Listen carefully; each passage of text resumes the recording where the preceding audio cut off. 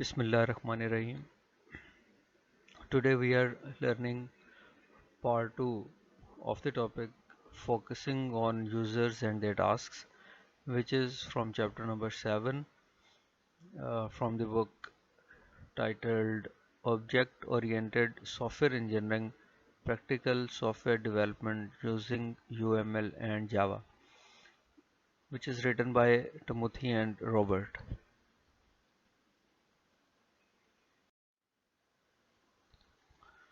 Okay, subtopic here is some encoding techniques. Encoding techniques include text and force. These all include the interface. Actually encoding technique जो हम interface के ऊपर apply करते हैं और interface को ठीक करने के लिए उसके अंदर जो जो एनकोडिंग टेक्निक्स यूज़ करते हैं वो इस लिस्ट पे दी गई हैं. उसके अलावा और भी हो सकते हैं लेकिन मेनली जो एनकोडिंग टेक्निक्स हैं वो ये हैं. इनमें सबसे पहले टेक्स्ट एंड फ़ॉन्ट है, उसके बाद icon, photograph, diagram and abstract graphics. Diagram जो कि इंटरफेस के ऊपर यूज़र इंटरफेस के ऊपर हमें नज़र आएंगे. इसी तरह colour scheme, grouping and bordering, कोई उसमें साउंड है, कोई अगर उसमें किसी ने बोल कर बताया हुआ है, स्पोकन वर्ड्स हैं, म्यूज़िक और या फिर कोई अदर साउंड भी हो सकती है. इसी तरह कोई वीडियो उसमें है या कोई एनिमेशंस एंड फ्लैशिंग. तो ये सारी हमारे पास एनकोडिंग टेक्निक्स जो कि हम यूज़र इंटरफेस के ऊपर अप्लाई करेंगे इंटरेक्शन के लिए, सिस्टम के साथ इंटरेक्शन के लिए हम जो चीज़ें यूज़ कर रहे हैं, ये उसकी एनकोडिंग टेक्निक्स आपके सामने है. ओके, ये एग्जांपल है यूज़र इंटरफेस की, लेकिन हम इसे कहेंगे बैड यूज़र इंटरफेस. उसकी रीज़न है उसकी रीज़न है कि आपके पास अगर साइन अप हो रहा है और आप ज़रा विंडो के ऊपर देखिए, लेफ़्ट जो फर्स्ट हमारे पास विंडो है यहाँ पर आप देखें तो एडिट के अंदर आपको पर्सनल इन्फो मिल रही है, ऐड एड्रेस मिल रहा है, ऐड सर्विस मिल रही है और इसी तरह वेलकम टू आवर सर्विसेज ये है और to sign up use edit menu. तो ये कोई अच्छा तरीका नहीं है कि आप एडिट मेन्यू को यूज़ करवाएं साइन अप के लिए. और इसी तरह इसके अंदर और आप देखिए कि इसके नेक्स्ट विंडो पेमेंट विंडो आपको नज़र आ रही है. तो पेमेंट, ये किस चीज़ की पेमेंट है, ये कैसे है, इसको क्यों ओके करेंगे, कैंसिल करेंगे, ओके करेंगे और इस तरह से. नेक्स्ट आप थर्ड विंडो अगर आप अपने लेफ़्ट पे देखें तो वो भी पर्सनल इन्फॉर्मेशन के मुतालिक है. और लास्ट विंडो में आप साइनिंग यू अप कितनी देर के लिए अब ये साइन अप होता रहेगा, तो ये हमें यहाँ पर पता नहीं है. एक्चुअली जो इंटरेक्शन है, जब यूज़र सिस्टम के साथ इंटरेक्शन कर रहा है तो सिस्टम को साथ साथ उसे कवर अप करना चाहिए, उसे फीडबैक देना चाहिए. और ये फीडबैक और ये कवरिंग अप ये कैसे आएगी, जब आप जो यूज़र इंटरफेस है उसको करेक्टली, ठीक तरीके से और इंटरेक्टिव फैशन के अंदर बनाएंगे. ओके, इसी एग्जांपल को थोड़ा बेटर करके नेक्स्ट स्लाइड के अंदर आपको बताया गया. ओके, ये उससे बेटर है, जो प्रीवियसली आपने विंडो देखी उससे ये बेटर है. इसमें हम वेलकम कर रहे हैं और साथ ही बता रहे हैं कि to sign up click on start, जो कि बड़ा इंट्यूटिव लगता है कि अगर आपने साइन अप करना है तो आप स्टार्ट पे जाएंगे. इसी तरह पर्सनल इन्फॉर्मेशन का आप अगर टैग देखें तो जो बंदा पर्सनल इन्फॉर्मेशन डाल रहा है, नेम, एग्जिस्टिंग ईमेल, इसके बाद एड्रेस में उसको तीन तरह के एड्रेस नज़र आ रहे हैं, home, work, mailing, previous, next के बटन है. ये उसके साथ साथ उसकी जो इंटरेक्शन है वो बेटर होगा. इसी तरह अगर पेमेंट है तो पेमेंट आप कैसे कर रहे हैं, एमएक्स के ज़रिए, वीज़ा के ज़रिए, मास्टर कार्ड, एक तो ये चीज़ें हमने बताई हैं. और दूसरे उसको बता दिया गया है, मतलब उसके इंटरेक्शन के लिए या उसको अपने साथ रखने के लिए कि my credit card will be debited the first day of each month for the above amount. कि ये आपके हो सकता है ये कोई फीस है जो भी उसको उसने पेमेंट करनी है, तो उसकी डिटेल क्या है, उसकी डिटेल ये है कि उसके हर मंथ जो मतलब first day of each month है वहाँ पर अमाउंट डेबिट की जाएगी. ओके, इसी तरह अगर साइन अप है तो आप ये देखिए कि इसके साथ पूरी टाइम लाइन है, टाइम बार है कि system is not dialling in to register you for our services, मतलब सिस्टम जो है वो कोई वर्क कर रहा है, डायल कर रहा है आप सर्विसेज के साथ रजिस्टर करने के लिए, और यूज़र को हम बता रहे हैं प्लीज़ स्टैंड बाय, और उसके बाद उसे टाइम बता रहे हैं कि उसे कितना स्टैंड बाय रहना है, और साथ प्रोग्रेस बार जो है वो साथ चल रही है। तो ये एक एग्जांपल है बेटर जो है कि बेटर, अगर आप यूज़र इंटरफेस बेटर बनाना चाहते हैं तो इम्पोर्टेंट बात यह है कि आप अपने यूज़र को अपने साथ साथ लेकर चल रहे हैं, और जैसे यूज़र इंटरेक्ट करेगा सिस्टम के साथ तो सिस्टम उसे वापस फीडबैक करे, सिस्टम भी उसे साथ साथ रिस्पॉन्ड करे। तो ये एक की हो सकती है बेटर यूज़र इंटरफेस बनाने के लिए। Okay, topic here is evaluating user interface. We want to evaluate our user interface. uh, okay, इसके लिए टेक्निक जो हम यूज़ करेंगे उसका नाम है ह्यूरिस्टिक एवेलुएशन। और ह्यूरिस्टिक एवेलुएशन के आप यूँ समझ लें कि तीन पार्ट है। फर्स्ट पार्ट में हम क्या करते हैं कि we pick some use case to evaluate. Actually user interaction जो आपको डॉक्यूमेंटेशन में मिलेगा वो उसका यूज़ केस मिलेगा कि एक यूज़र ने किस तरह से इंटरेक्ट करना है सिस्टम के साथ। तो आप जिस टास्क को, जिस पार्ट को एवेलुएट करना चाहते हैं, आप उसका यूज़ केस जो है वो वहाँ से देख लेंगे और यूज़ केस पिक कर लेंगे। यूज़ केस पिक करने के बाद नेक्स्ट जो आपके पास स्टेप है वो ये है कि for each window, page or dialog that appears during the execution of the use case, study it in detail. तो आपने क्या करना है कि जो आपके पास उस सिनेरियो के मुताबिक, मतलब यूज़ के सिनेरियो के मुताबिक जिसको आप एवेलुएट करना चाहते हैं उसके मुताबिक जो भी विंडो और पेज और डायलॉग अपीयर हो रहा है सीक्वेंस के अंदर, आपने उसको चेक करना है। तो आपने उसको क्या करना है, उस एग्जीक्यूशन में उसको चेक करना है और उसको डिटेल से स्टडी करना है। अब इस डिटेल से स्टडी करने हम सिर्फ उसका स्टडी नहीं कर रहे, बल्कि हम ये देखना चाहते हैं कि इसके अंदर यूजेबिलिटी डिफेक्ट कौन से हैं। ओके, यूजेबिलिटी डिफेक्ट कैसे हो सकते हैं? बेसिकली होता ही है कि आपका जो सिस्टम है वो तो इस काबिल है, your system is unable of doing something but you can not do it. ये कैसे हो गया कि मतलब आपका सिस्टम तो इस काबिल है कि वो एक काम कर सके, लेकिन आप वो काम कर नहीं पा रहे। आप वो काम या तो बिल्कुल कर नहीं पा रहा है, और या फिर you are facing some difficulties, आपको बड़ी मुश्किल हो रही है कि आप अपना काम परफॉर्म कर सकें। तो आप इसको हम कहेंगे कि ये हमारे पास यूजेबिलिटी डिफेक्ट है। अगर मुश्किल हो रही है और आप कोई कम्प्लेक्सिटी उसके अंदर नज़र आ रही है तो ये भी हमारे पास क्या होगा, यूजेबिलिटी डिफेक्ट होगा। तो इसी को हम लोकेट करना चाहते हैं और इसी को हम चेक करना चाहते हैं और इसी को हम पॉइंट आउट करना चाहते हैं। तो आपने क्या करना है कि आपने उस सिनेरियो के अंदर, उस सीक्वेंस के अंदर जो भी विंडो और पेज अपीयर हो रहा है, आपने डिटेल से चेक करना है और स्टडी करके आपने ये देखना है कि इसके अंदर कोई यूजेबिलिटी डिफेक्ट तो नहीं है। ओके, जब आपने ये चेक कर लिया तो फिर उसके बाद लास्ट में आपने ये करना है कि यूजेबिलिटी डिफेक्ट जो आपने डिस्कवर किए हैं, जो आपने पॉइंट आउट किए हैं, आपने उसकी इंफॉर्मेशन को अपने पास लिख लेना। You have to write down this information. लिखेंगे क्या, ये दो चीज़ें लिखेंगे। Number one, short description of defect, and number two, your idea to improve it. Actually आप क्या करते हैं कि आप उसमें एक तो डिफेक्ट की जो डिटेल है वो लिख लेते हैं, और डिफेक्ट की डिटेल लिखने के साथ साथ आप ये भी लिखते हैं कि आपने इसको ठीक कैसे कर, आपका अपना आइडिया क्या है, आपके पास क्या पॉसिबल तरीका है, पॉसिबल वे है जिससे आप इस डिफेक्ट को ओवरकम कर सकें, करेक्ट कर सकें, फिक्स कर सकें।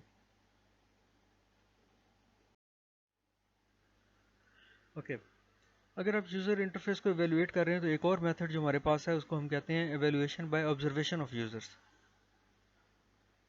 Okay, previous one was heuristic evaluation, and this one is evaluation by observation of user. इसमें हम यूज़र को काफ़ी इंपॉर्टेंस देते हैं, ये इस तरीके के अंदर हम जो यूज़र है उसको काफ़ी इंपॉर्टेंस देते हैं. ओके, स्टेप मैं आपके सामने रीड कर रहा हूँ. Select users corresponding to each of the most important actor. आपने ये करना है कि जो उस सिनेरियो के लिए उस सिनेरियो या उस यूज़ के लिए जो इम्पोर्टेंट एक्टर हैं आपने वो सिलेक्ट करने हैं. इसी तरह you have to select the most important use cases, और आपने अपने सिस्टम के मुतालिक जो इंपॉर्टेंट यूज़ केस हैं वो सिलेक्ट करने हैं. अब ये कैसे पता चलेगा कि ये हमारे पास इंपॉर्टेंट यूज़ केस है? बेसिकली आप ये देखेंगे कि ऐसा यूज़ केस जो कि सिस्टम में बहुत ज़्यादा नेसेसरी है या जिसके बगैर काम नहीं हो रहा, और इसी तरह आपका ऐसा एक्टर जो कि उस यूज़ केस को इन्वोक कर रहा है वो इम्पोर्टेंट हो सकता है, यूज़ केस को ट्रिगर कर रहा है वो इम्पोर्टेंट हो सकता है. तो ये इम्पोर्टेंट आपने जो एक्टर हैं और इम्पोर्टेंट यूज़ केस हैं वो आपने सेलेक्ट कर लेने. और नेक्स्ट स्टेप में आपने ये करना है, you have to write sufficient instruction about each of these scenarios.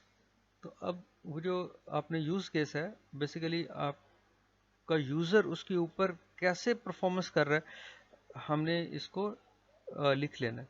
हमने अपने वर्क के लिए और फर्दर एवेलुएशन और इन्वेस्टिगेशन के लिए हमने ये लिख लेना है. Arrange evaluation session with users. Okay, already आपसे बताया कि ये इस मेथड के अंदर हम यूज़र को बहुत ज़्यादा इंपॉर्टेंस दे रहे हैं. यूज़र को इंपॉर्टेंस दे रहे हैं तो हम यूज़र के साथ मीटिंग्स अरेंज करेंगे, उसके साथ सेशन अरेंज करेंगे और उसको देखेंगे कि यूज़र का एक्सपीरियंस लेने की कोशिश करेंगे. Okay, and we have to explain the purpose of evaluation. User के साथ उस सेशन के अंदर जो एवेल्यूएशन का पर्पस है वो हमें बताना पड़ेगा. यूज़र को हम बताएंगे कि हम किस काम के लिए एवेल्यूएट कर रहे हैं, तो तभी वो आपसे कोई पॉजिटिवली इंटरेक्ट कर सकेगा. इसी तरह आपसे बुक ये कहती है कि it is preferable if you video tape A session. आप जो भी सेशन मीटिंग उसके साथ कर रहे हैं आप उसकी रिकॉर्डिंग करें. और इसी तरह converse with users as they are performing their task.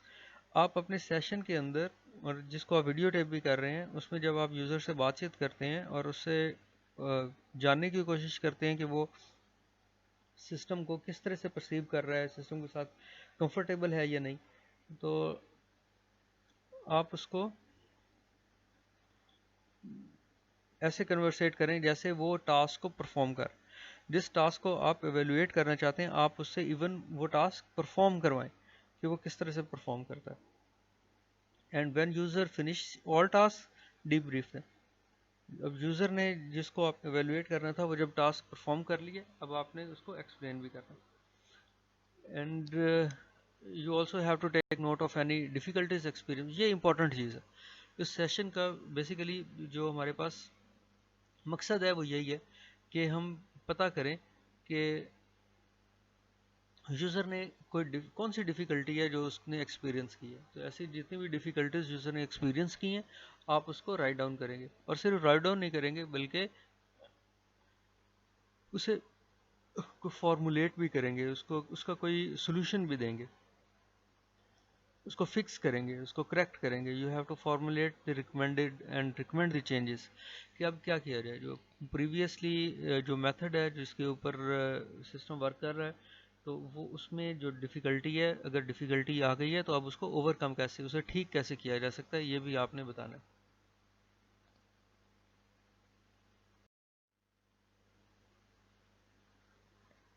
Okay, simple user graphical user interface अगर आप बनाना चाहते हैं जावा के अंदर, तो उसके जो चीज़ें आपको रिक्वायर होंगी उसमें सबसे पहले तो यह है कि आपके पास एब्स्ट्रैक्ट विंडो टूल किट या एब्रीवेशन इसकी AWT आपके पास होनी चाहिए.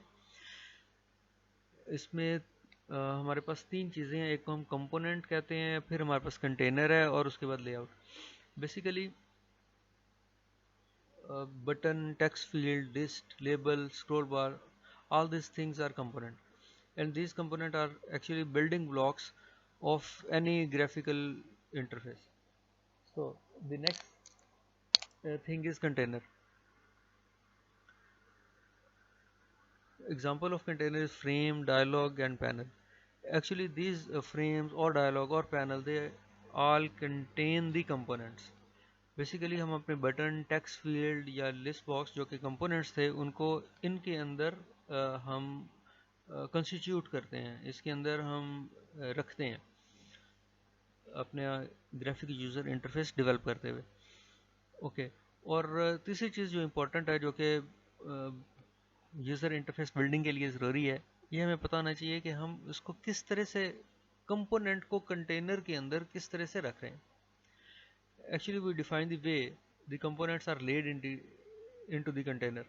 तो ये हमारे पास दो तरीके हैं, एक को हम कहते हैं ग्रिड लेआउट और दूसरे को हम कहते हैं बॉर्डर लेआउट। तो किसी एक या तो ग्रिड लेआउट या फिर बॉर्डर लेआउट, किसी एक तरीके से हम कंपोनेंट को कंटेनर के अंदर कंटेन करवाते हैं, रखते हैं। तो ये तीन चीज़ें हैं जो कि आपको एब्स्ट्रैक्ट विंडो टूल किट के अंदर मिलेंगी, एक सिंपल ग्राफिक यूज़र इंटरफेस अगर आप जावा में डेवलप करना चाहते हैं उसके लिए।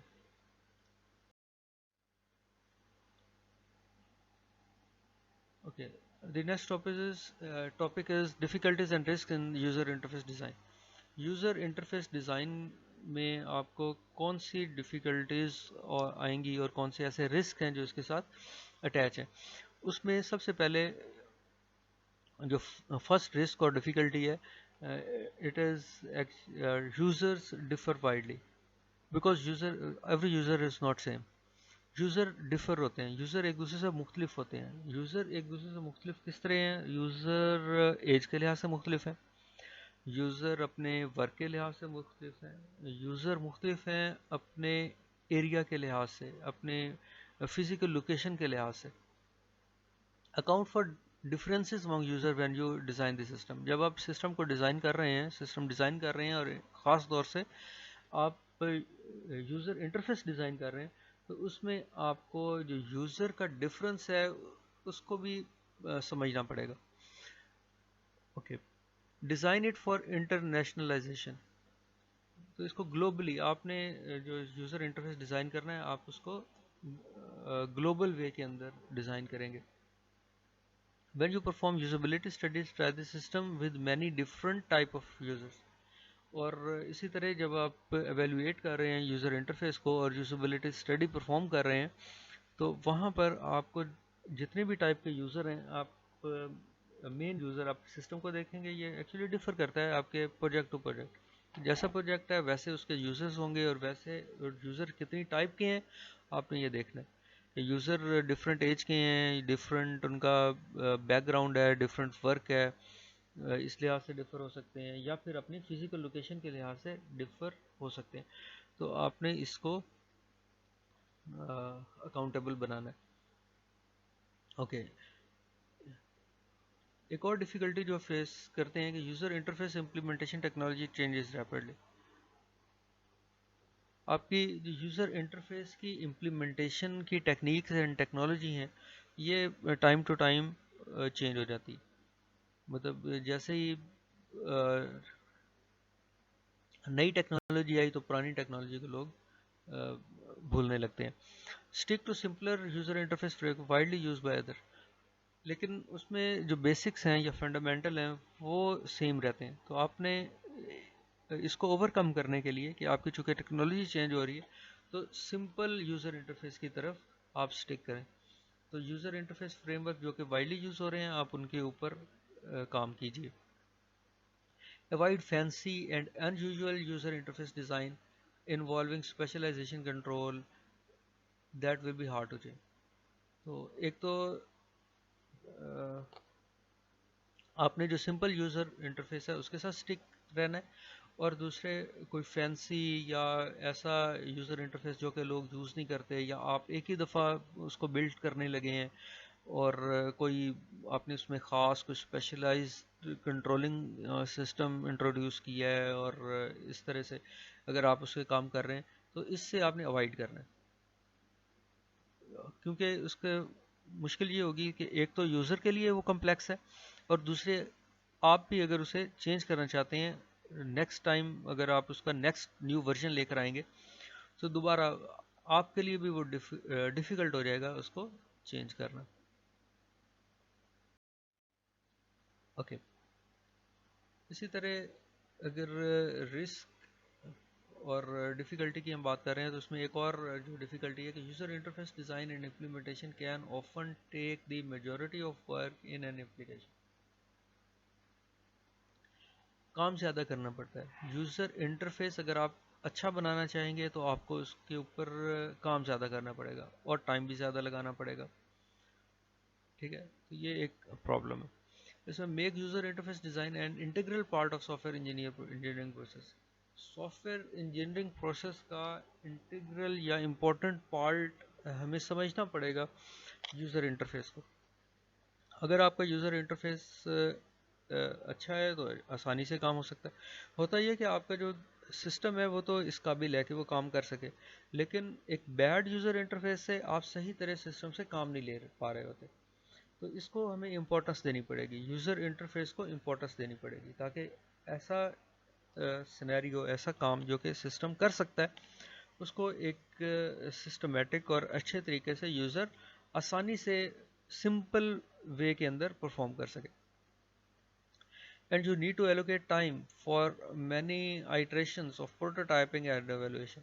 तो इसके लिए ज़रूरी है कि हम अपने क्लाइंट को, अपने यूज़र के साथ इंटरेक्शन करें और उसको प्रोटोटाइप बताएं, उसको बताएं कि ये काम है, इस तरह से ये ठीक है, उसके साथ इंटरेक्शन करें और जितनी हमें आइट्रेशंस परफॉर्म करनी पड़े हम वो करें, अनलेस के हमारे पास जो एंड प्रोडक्ट है उसके अंदर जो यूज़र इंटरफेस है वो यूज़र के मुताबिक हो जाए।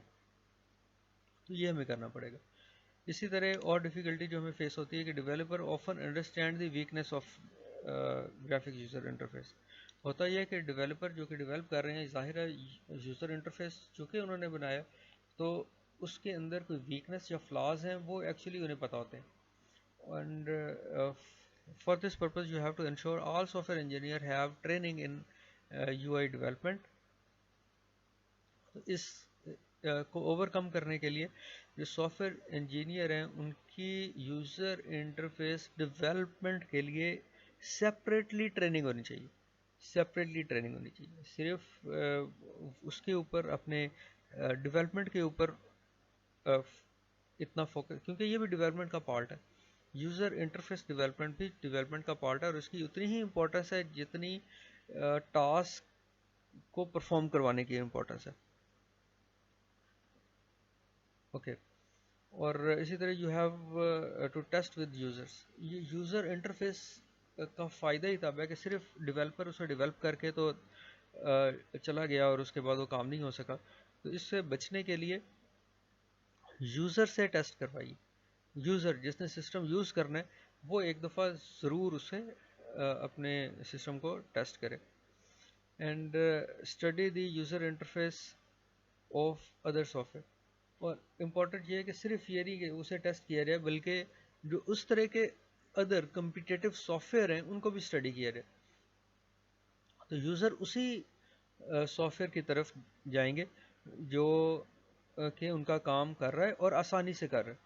ठीक है, जो कि यूज़र यूज़र उसी प्रोडक्ट को, उसी सॉफ्टवेयर को लाइक करेंगे जिसमें उन्हें ज़्यादा आसानी और सिंप्लिसिटी नज़र आएगी। Thank you.